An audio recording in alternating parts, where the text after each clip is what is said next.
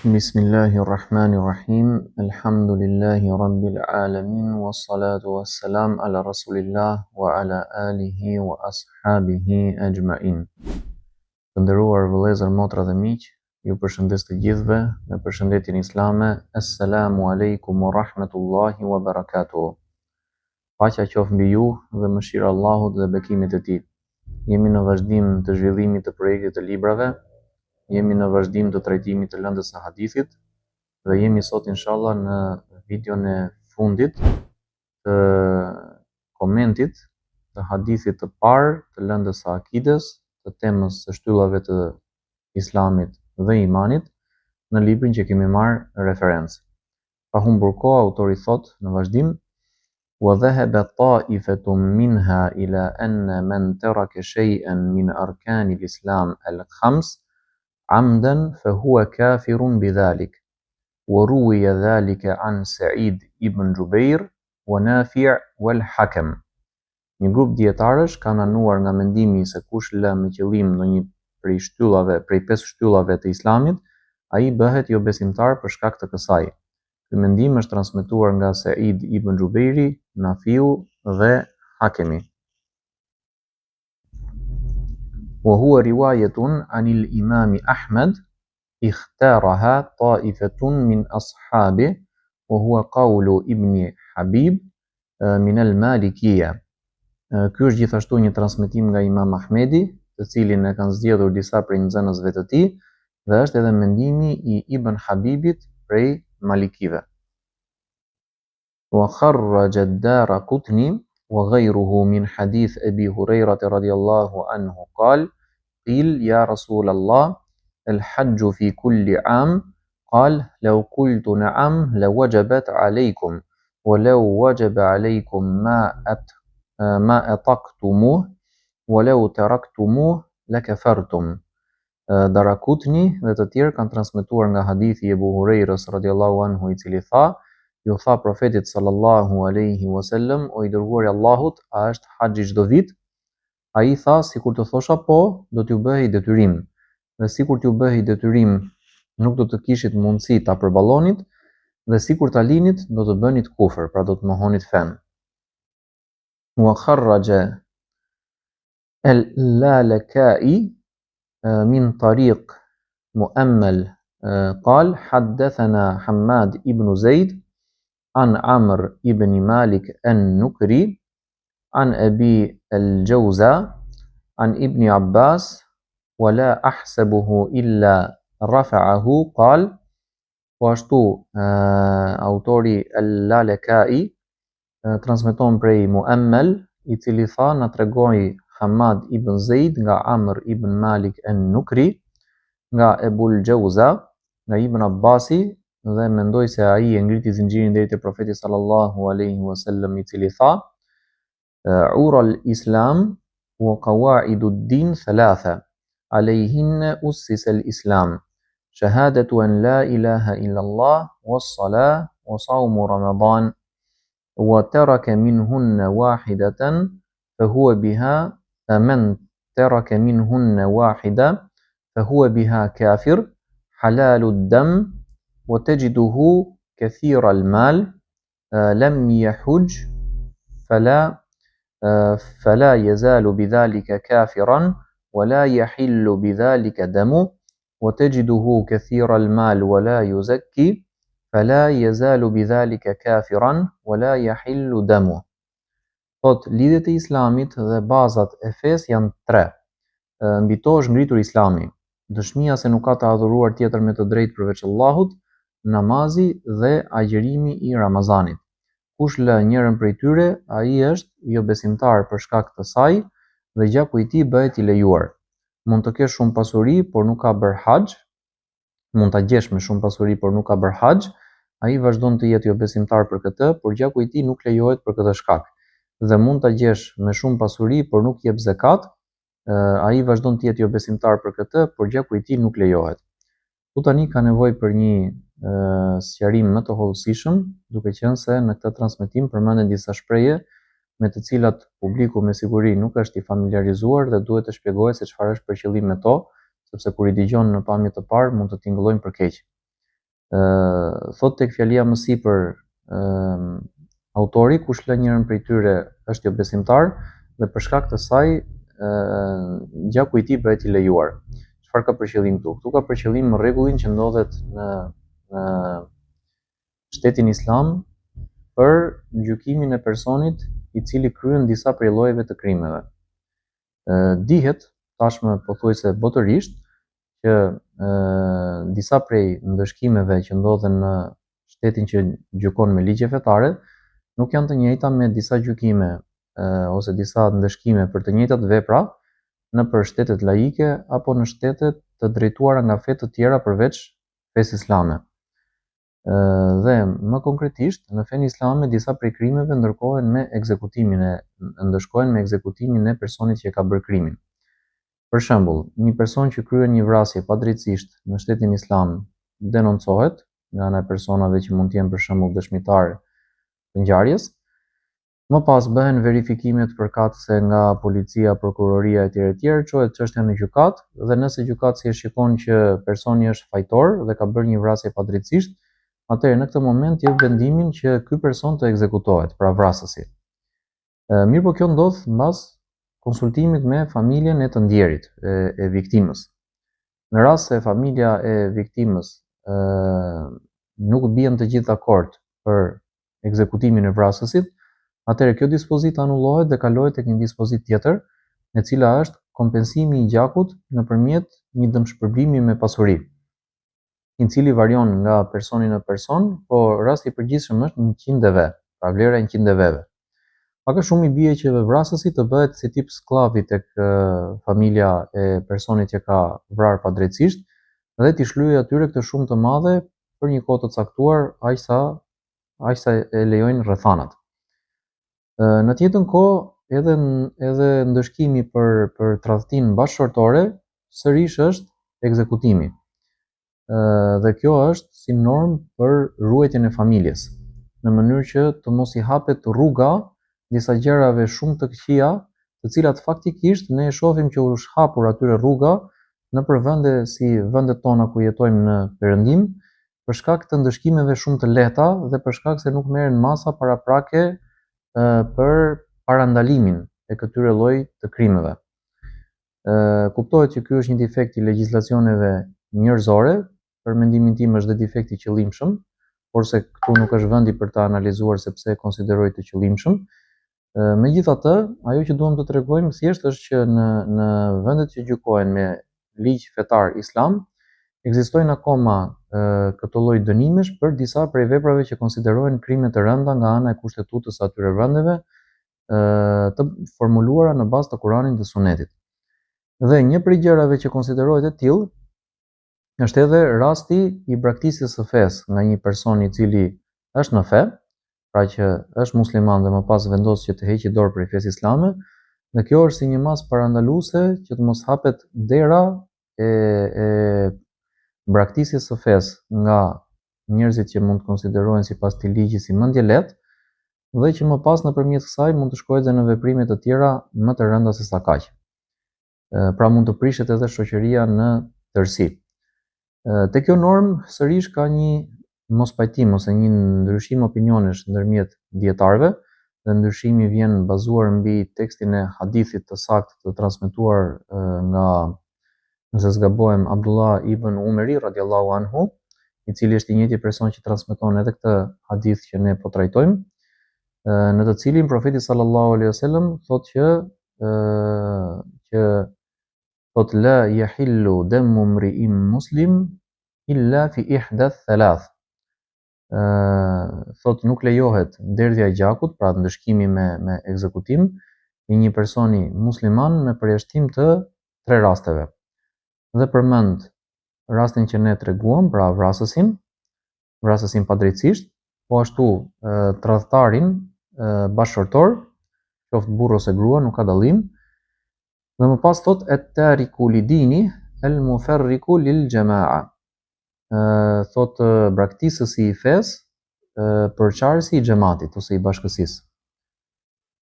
Opinionet e ndryshme tek dietarët vijnë në komentin e kësaj pjese të fundit të fjalisë. Një pjesë e komentojnë në këtë formë që nëse personi braktis fen, por nuk shkakton përçarje, atëre nuk ndëshkohet me këtë lloj ndëshkimi. Pra, supozojmë që ka zgjedhur të ndjeki një fe tjetër ose edhe të mos ndjeki fe fare, të bëhet laik, mirë po nuk predikon që edhe njerëzit e tjerë domethënë të braktisin fen ose të ndahen muslimanët në grupe dhe të mos ketë bashkëpunim me njëri tjetrin, atëherë në këtë rast e konsiderojnë që bie detyrimi për ekzekutimin e personit. Pavarësisht se kjo ngelet gjuna dhe sërish i ngelet në dorë gjykatësit për të dhënë një ndëshkim mbi të, por ndëshkimi vjen të jetë më i lehtë sesa ndëshkimi në fjalë. Ndërsa komenti tjetër është që kjo fjala përçarësi i xhamatit është e përhershme, pra gjithmonë kur një person braktis fen, automatikisht është përçarës i xhamatit. Dhe në këtë rast, pavarësisht nëse personi kryen aktivitet propagandues për braktisjen e fesë ose përçarjen e muslimanëve apo nuk e kryen një aktivitet të tillë, mjafton që braktis fen dhe konsiderohet meritor për këtë dënim. Pra këto janë dy opinionet që unë personalisht kam dëgjuar deri tani në lidhje me komentin e këtij hadithi dhe bazuar mbi këto opinione gjykon edhe Shteti Islam. Për shembull, nëse një qeveri që udhëheq me një kushtetutë sheriatike ndjek një mëdhëb që ka opinionin e parë, atëherë aplikon qëndrimin e parë. Nëse ndjek opinionin e dytë, atëherë aplikon qëndrimin e dytë. Pra mund të ketë ndryshime qëndrimesh midis gjykatave dhe qeverive islame në këtë rast, në varësi të asaj që shikojnë si më të saktë në këtë çështje. Dhe kur thot autori që lejohet gjaku, nuk nënkupton që të vriten njerëzit me njëri tjetrin, por nënkupton ndjekjen e të gjitha procedurave ligjore me ligjet e vendit, pra ligjet e Shtetit Islam, për të arritur në përfundim që të gjykohet se çfarë dënimi do të marrë personi.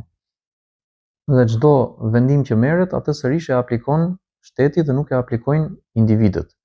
Përndryshe, nëse do ta merrnin përsipër për ta aplikuar individët çfarë lloji ndëshkimi, për ndëshkimeve të sheriatit, qoftë në Shtetin Islam, po qoftë edhe jashtë Shtetit Islam, atëherë kjo do të krijonte probleme të mëdha dhe trazira ndërmjet shoqërisë dhe do të krijonte shumë rrëmuj dhe këtë gjë e kemi parë dhe konkretisht në rastet kur ka ndodhur diçka e tillë.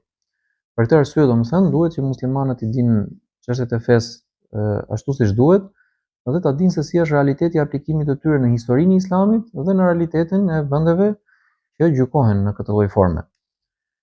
Ndërkaq, kjo që unë përmenda është komenti një hadithi të saktë, i cili është e koleksioni i 40 haditheve të Imam Newawiut, i komentuar nga shumë dietarë edhe të vjetër edhe bashkohor, dhe konsiderohen hadithet më të rëndësishme të fesë, ndërsa transmetimet që ka listuar këtu autori në vazhdim, një pjesë e tyre mund të jenë edhe transmetime të dobta, zakonisht janë shumë të padëgjuara, por se autori ka për qëllim thjesht të bëjë analizën sa më të plotë të temës, për këtë arsye përmend. Nuk është kusht që me patjetër të komentoj hadithin e saktë vetëm me hadithe të sakta. Pra, kjo më shumë ka të bëjë me nxënës të thelluar ose që dëshirojnë të thellohen dhe xhamati thjesht këto gjëra mund t'i dëgjojë për kulturë, por nuk është e nevojshme domethënë që t'i hyjë çështjes me themel, mjafton të qëndrojë tek ato bazat që mëson tek përfundimi që kanë nxjerrë mëdhëbet. Pra këtë lloj rregulli ne do ta përsërisim her pas here në video të ndryshme në mënyrë që të merren gjërat ashtu siç duhet të merren. Sepse këto janë dhe gjëra që mund të luhet me termat nga njerëz dashakeq. Për shembull, mund të vi dikush dhe të shkëputësë një fragment ligjërate dhe të thojë, shiko çfarë tha Hoxha, është ekstremist, terrorist, fundamentalist, terma që ne jemi mësuar, pra mund të lozin me fjalët. Mirë, por kur fjala vihet në kontekstin e duhur dhe shikohet paragrafi i plot apo faqja e tekstit e plot apo ligjërata e plot, atëherë kuptohet që ajo nuk është e keq kuptueshme, vetëm nëse dikush dëshiron ta keq interpretojë në mënyrë të qëllimshme. Më pas thot autori: "Wa rawahu Qutayba ibn Sa'id an Hammad ibn Zaid mawqufan mukhtasaran wa rawahu Sa'id ibn Zaid akhu Hammad an Amr ibn Malik bihadha al-isnad marfu'an wa qal." Këtë e transmetoi edhe Qutayba ibn Sa'id nga Hammad ibn Zaid si transmetim i ndalur, që quhet mawquf në arabisht, dhe i shkurtuar. Pra kjo qëndron si emet tek zinxhiri i transmetimit. Ndërsa Said ibn Zeid, vëllai i Hamadit, e transmetoi nga Amr ibn Malik me të njëjtin zinxhir si hadith të ngritur që quhet marfu' në terminologjinë e hadithit dhe tha: Men teraka minhunna wahidatan fa huwa billahi kafir wa la yuqbalu minhu sarf wa la adl wa qad halla damuhu wa maluhu wa lam yadhkur ma ba'da. Kush lë njërën prej tyre, ai është jo besimtar ndaj Allahut dhe nuk i pranohet asnjë vepër shpërblyese apo kompensuese dhe gjaku dhe pasuria e tij bëhen të lejuara. Pra, i njëjti term që u përmend edhe më herët. Pastaj nuk përmendi pjesën tjetër. Edhe ky sërish është transmetim i dobët, ashtu si dhe ai i mëparshmi, sepse besoj që çdo musliman dhe fillestar e ka parasysh që me braktisjen e qëllimshme të shtyllave të Islamit, në përgjithësi në gjithë ambientin ku kemi jetuar dhe studiuar, nuk konsiderohet si mosbesim, por konsiderohet si gjuna i madh faktikisht, por që ngelet personi me emërtimin musliman, me statusin e muslimanit, pavarësisht moskryerjes së haxhit për shembull duke pasur mundësinë, apo moskryerjes së agjerimit duke pasur mundësinë, apo mosdhënies së zakatit duke pasur mundësinë. Ndërkohë që një mospajtim i fortë është tek çështja e namazit, siç e kemi përmendur tek ligjërata e kaluar, te video e kaluar. Pra videot kanë lidhje me njëra tjetrën dhe nuk do ta përsërisim në çdo video për shembull një gjë që është përmendur më përpara. Mundet që publiku t'i referohet sipas radhitjes dhe kjo është mënyra e duhur e marrjes së diturisë. Nga ana tjetër, përmendet tek transmetimi më sipërm që dikush e lë njërin prej këtyre shtyllave, konsiderohet mosbesimtar, por ndërkohë dënimin nuk e merr. Dhe kjo faktikisht është një kontradikt në vetvete. Dhe në momentin që ka një kontradikt tek transmetimet e haditheve, atëherë kjo kontradikt mund të sqarohet ose me dobësinë e ndonjë prej transmetimeve, ose me interpretimin e tij në rast se të dyja janë të sakta. Por në rastin konkret kemi të bëjmë me tmeta tek zinxhiri i transmetimit dhe tek transmetuesit. Ndërsa kur thuhet gjaku dhe pasuria e tij, nuk kupton që shteti islam në momentin që ka dhënë gjykata vendimin që personi do të ekzekutohet për një krim që ka bërë dhe në rastin konkret është shpallur dhe i dal nga feja, në atë rast pasuria e tij merret si plaçk lufte nga ana e shtetit dhe investohet më pas në arkën e shtetit në projektet që ka shteti islam. Për këtë arsye thotë edhe pasuria e tij bëhen të lejuara në këtë aspekt dhe nuk është një lejim për çdo individ apo gjëra të kësaj natyre.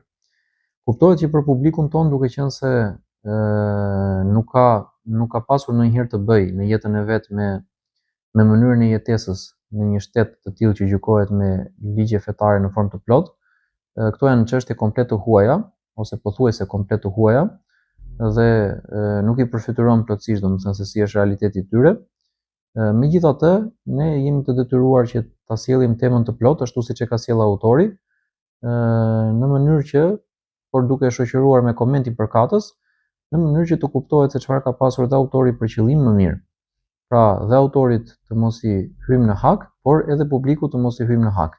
Në rast se do të shkëpusnim ndonjë pjesë nga pjesët që ka përmendur autori në libër dhe ta anashkalonim, i bie të hyjmë në hak autorit sepse po përpiqemi ta sjellim në formë të plotë veprën e tij në gjuhën tonë, por edhe nëse do ta sillnim dhe nuk do shtonim një koment për ta kuptuar publiku më mirë se çfarë është duke folur autori në këtë vend, atëherë do të hynim në hak publikut dhe do të ishte sërish materiali i mangët.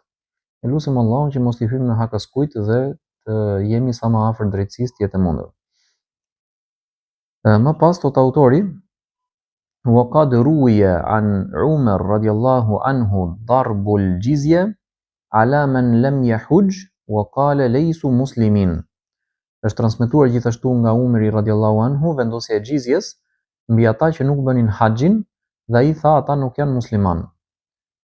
Pra edhe ky transmetim në vetvete është i diskutueshëm, sepse po shikojmë që në këtë moment kemi të bëjmë një khalif, pra që është pushteti më i lartë në shtetin islam, dhe është prej khalifëve të drejtë dhe të udhëzuar pas ardhës mbas Ebu Bekrit dhe mbas profetit sallallahu alaihi wasallam, është një nga referencat më të forta për dijen e tij, për devotshmërinë e tij dhe për administrimin e tij të gjërave. Dhe në këtë rast shikojmë aplikimin e xhizjes, ndërkohë që nuk është kaluar tek dënimi kapital. Pra, e shikojmë që ka një shumëllojshmëri komentesh në lidhje me tekstin e të njëjtit hadith, dhe këto janë në mënyrë që autori ta plotësojë temën sa më shumë që të jetë e mundur. Pra, domethënë të mos i lëri asaj asgjë mangët prej atyre çfarë kanë folur dietarët e mëhershëm.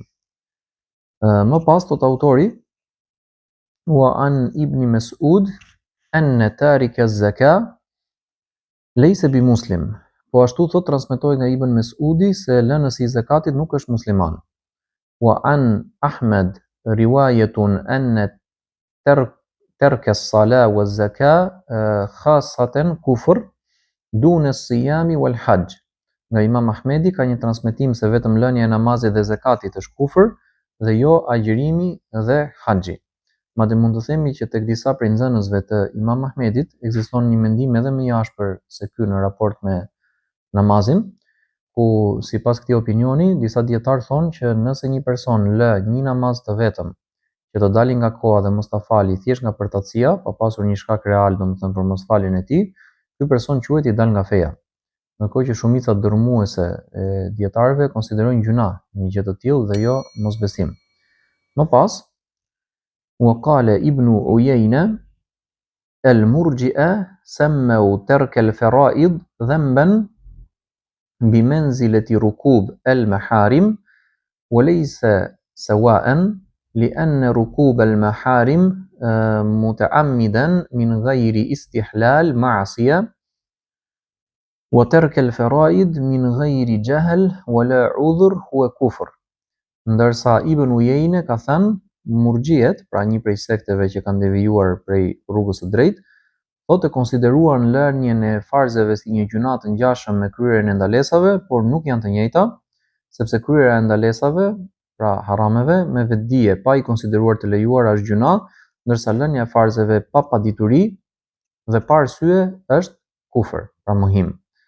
Udhruhu kufrun wa bayanu dhalika fi amri iblis wa ulama'i al-yahud alladhina aqarru bi ba'thi an-nabiy sallallahu alayhi wa sallam bi alsinatihim wa lam ya'malu bi shari'atihi.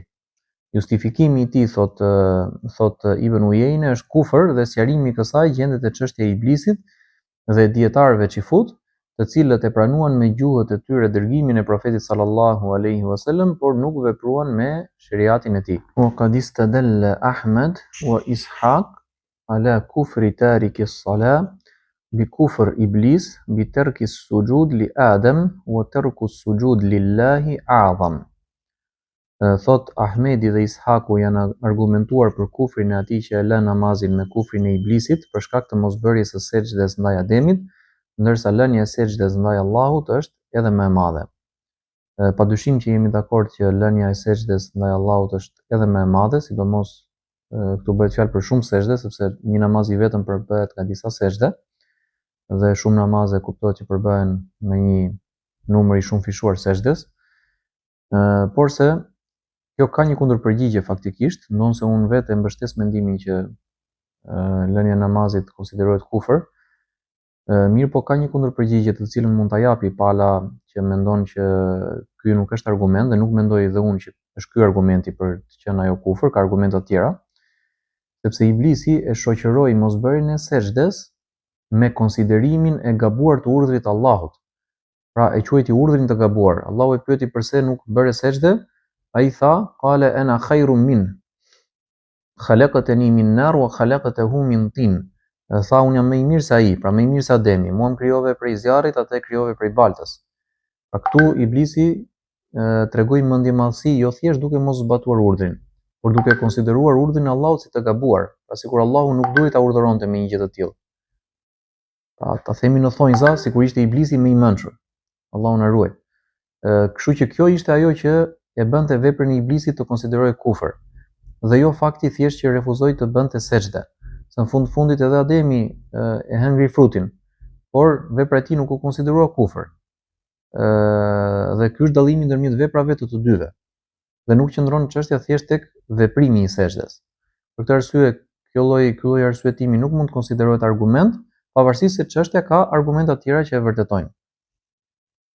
Dhe kjo domethënë duhet të jetë pjesë e drejtësisë tonë në raport me debatuesin, me personin që ka mendim tjetër. Pra nuk duhet të përdorim në diskutime të argumentat të cilat mund të duken në pamje të parë se kur na favorizojnë, edhe pse ne mund të jemi të vetëdijshëm që po të analizojnë më thellë ato nuk na favorizojnë, por të mjaftohemi me ato që janë realisht argumenta për një çështje.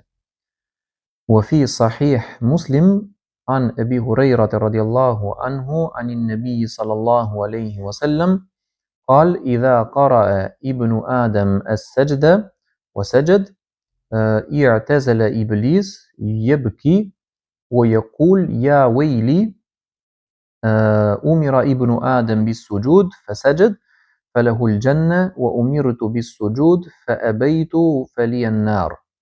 Në Sahihun e Muslimit nga Ebu Huraira radhiyallahu anhu transmetohet se profeti sallallahu alaihi wasallam ka thënë: nëse biri i Ademit lexon ajetin e sejdës dhe bën sejdë, Iblisi largohet duke qarë dhe thot: mirë për mua.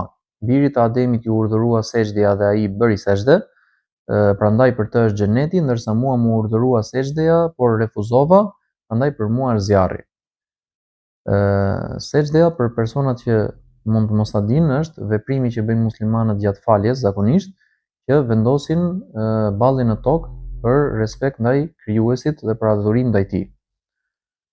Wa'lam anna hadhihi ad-da'aim al-khams ba'daha murtabit bi ba'd wa qad ruwiya annahu la yuqbalu ba'daha biduni ba'd kama fi musnad al-imam Ahmad عن زياد ابن نعيم الحضرمي قال رسول الله صلى الله عليه وسلم dhe dije se këto pesë shtylla janë të lidhura me njëra tjetrën dhe është transmetuar se disa prej tyre nuk pranohen pa të tjerat, siç gjendet në Musnedin e Imam Ahmedit nga Ziyad ibn Nuaim al-Hadrami, i cili tha: i dërguari i Allahut sallallahu alaihi wasallam ka thënë: arba'un faradahunna Allahu fil Islam faman ata bi thalath lam yughnina anhu shay'a hatta ya'tiya bihinna jami'an as-salah waz-zakah wa sawm Ramadan wa hajjul bayt wa hadha mursal. Thot Allahu ka bërë detyrë 4 gjëra në Islam, kush vjen me 3 prej tyre, ato nuk i bëjnë dobi derisa t'i sjellë të gjitha së bashku, pa t'i kryejë të gjitha së bashku. Namazin, zakatin, agjërimin e Ramazanit dhe haxhin e shtëpisë, domethënë në Qabe. Ky transmetim është mursel, do të thotë me zinxhir të ndërprerë. Wa qad ruwiya an Ziyad an Umarata ibn Hazm an an-nabi sallallahu alaihi wasallam, po ashtu është transmetuar nga Ziyadi nga Umare ibn Hazmi nga profeti sallallahu alaihi wasallam, pra transmetimin më sipër. وروي عن عثمان ابن عطاء الخراساني عن أبيه عن ابن عمر قال رسول الله صلى الله عليه وسلم الدين خمس لا يقبل الله منهن شيئا دون شيء. Dhe është transmetuar nga Uthman ibn Ata el-Khurasani nga babai i tij, nga Ibn Umeri, i cili tha: i dërguari i Allahut sallallahu alaihi wasallam ka thënë: feja është 5 gjëra, Allahu nuk pranon njërin prej tyre pa tjetrën. Shahadatu an la ilaha illallah wa anna Muhammadar Rasulullah wa imanun billahi wa malaikatihi wa kutubihi wa rusulihi wa bil jannati wan nar wal hayati ba'da al maut wa hadhihi wahida. Thot dëshmia se nuk ka të adhuruar tjetër me të drejtë përveç Allahut dhe se Muhamedi është i dërguari i Allahut, besimi në Allah, angjëjt e tij, librat e tij, të dërguarit e tij, xhenetin, zjarrin dhe jetën pas vdekjes, dhe kjo është njëra. Was-salawatul khams amudud-din la yaqbalu Allahu al-iman bis-salah illa bis-salah waz-zakatu tahurun min adh-dhunub wa la yaqbalu Allahu al-iman wala as-salah illa biz-zakah. Thot 5 namazet janë shtylla e fesë. Allahu nuk e pranon imanin ose besimin pa namazin, zakati është pastrim nga gjunahet, Allahu nuk e pranon imanin dhe as namazin pa zakatin. Faman fa'ala ha'ula al-arba'a thumma ja'a Ramadan fataraka siyamahu muta'ammidan lam yaqbal Allahu minhu al-iman wala as-salah wala az-zakah فمن فعل هؤلاء الأربع ثم يتيسر له الحج فلم يحج ولم يوص بحج ولم يحج عنه بعض أهله لم يقبل الله منه الأربع التي قبلها. Thot kush i kryen këto 4 gjëra, pastaj vjen Ramazani dhe ai e la agjërimin e tij qëllimisht, Allahu nuk e pranon imanin dhe as namazin dhe as zakatin. Dhe kush i kryen këto 4 gjëra, pastaj jepet mundësia për haxh dhe nuk e kryen, nuk porosit për haxh, pra që ta kryej dikush në vendin e tij, dhe nuk bën haxh për të ndonjë nga familjarët e tij, Allahu nuk ja pranon ato 4 që ishin para kësaj. Dhe këtu ne e mbyllim temën e sotshme për të vazhduar me ligjëratat e tjera inshallah, duke i kujtuar shikuesit që të na ndihmojnë me nga një subscribe, like edhe share. I përshëndesim të gjithë. Subhanakallahumma wa bihamdik wa ashhadu an la ilaha illa anta wa astaghfiruka wa atubu ilayk.